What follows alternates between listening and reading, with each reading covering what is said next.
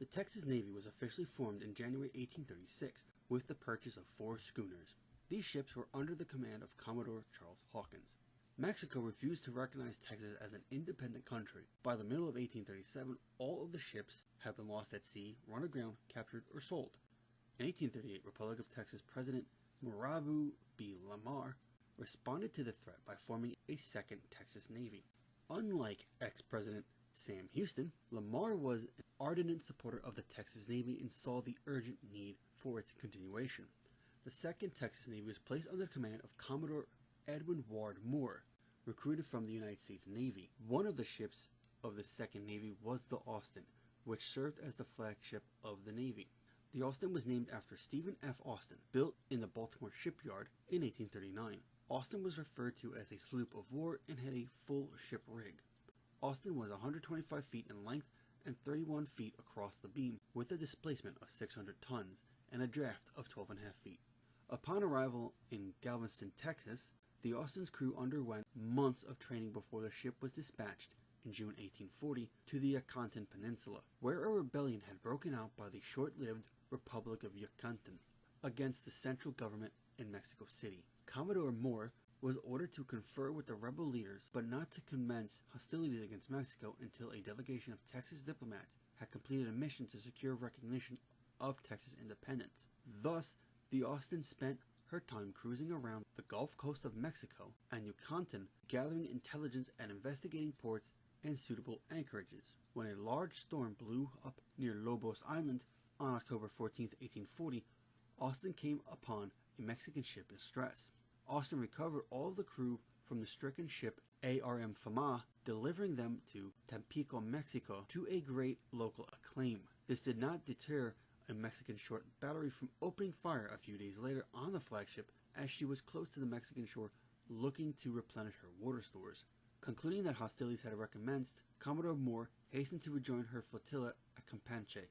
Upon reaching the Cayos Arcos, where the rest of the flotilla had remained, Moore found that the Texas schooner San Jacinto had run aground on a sandbar and the rest of the ships were not to be seen.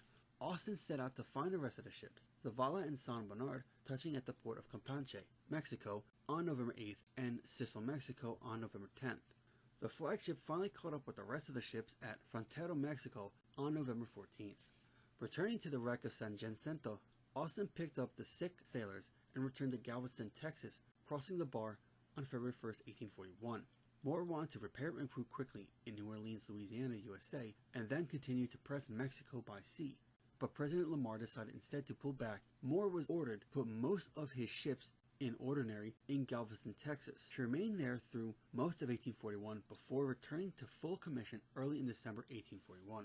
Austin once again sailed to Yucatan, Mexico on December 13, 1841, the day Sam Houston was inaugurated for the second non-consecutive term as Texas president. Houston's opposition to the Navy may have played a role in the decision to sail that day. After a reprovisioning stop in New Orleans, Louisiana, USA, Austin arrived in Sicily, Mexico on January 6, 1842, where she met up with San Bernard and the schooner San Antonio. From there, the flotilla, under the command of Commodore Moore, again cruised the Mexican coast in search of prizes. After a stop at the port of Campeche, Mexico, they continued on to Veracruz, Mexico, where they took up station as close to shore as conditions permitted. On February 6, Austin and San Bernard sighted, pursued, and captured the 180-ton Mexican brig Progreso, which was sent to Galveston, Texas, with a small prize crew.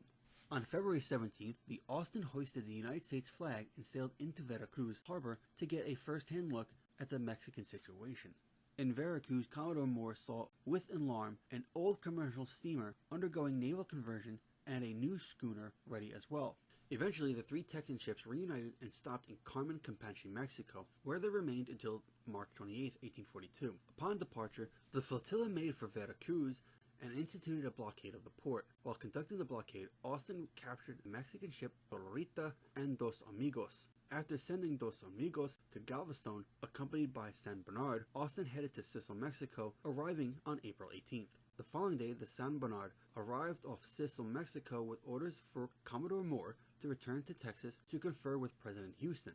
In Galveston, Texas, the Austin was at anchor while Commodore Moore met with President Houston, Secretary of War George Washington Hockley to make plans for the Texas fleet. He ordered a blockade of the Mexican Republic in July 1842. However, the repairs took so long to complete that the blockade never materialized. Then, in September 1842, General Adrian Wool led a large force of Mexican regulars in an invasion of Texas, capturing San Antonio in what had become known as the Wool Invasion. In response to public outrage at the capture of San Antonio, President Houston ordered the Austin and the brig Wharton to sail to Mexico and engage a Mexican fleet that contained new and larger ships, the ARM Moctezuma and the ARM Guadalupe, and to support another rebellion in the Yucatan in order to force Mexico to the bargaining table. The flotilla would not leave New Orleans, Louisiana, USA until April 15, 1843. The Austin and the Wharton made for the Yucatan coast and encountered the Mexican squadron on April 30, 1843, between Lerma and Campeche. ARM Moctezuma and ARM Guadalupe, along with 4 smaller vessels, seeing the Mexican fleet, Commodore Moore on board of the flagship Austin exclaimed, "Damn them, give it to them." There was a 2-hour running battle in which the Austin was struck once in the fighting and lost some of her mizzen rigging. The Commodore of the Montezuma and 20 of his crew were killed. After a few hours, the Mexican sailing ships departed and only the 2 steamer ships remained. The Mexican blockade of the port of Campeche was lifted and the Texan ships put into port for repairs. The Texas fleet waited for an opening to leave port and engage the Mexican ships once again. The 2 Texas naval ships engaged the larger Mexican adversaries despite heavy damage to the Austin and the 3 dead. The Mexicans fared worse, losing 183 sailors and were forced to leave the scene. This battle would represent the only time that steam-driven warships would be defeated by sail-powered ships. The Austin, under Commodore Moore, returned victorious to Campeche, Mexico, only to discover that in March, President Houston had declared the ships and their men pirates. Commodore Moore wanted to return to Galveston, Texas, and answer the charges, but hostile Mexican fleets delayed the Austin until June 29, 1843. Austin and Wharton arrived in Galveston, Texas on July 14, 1843.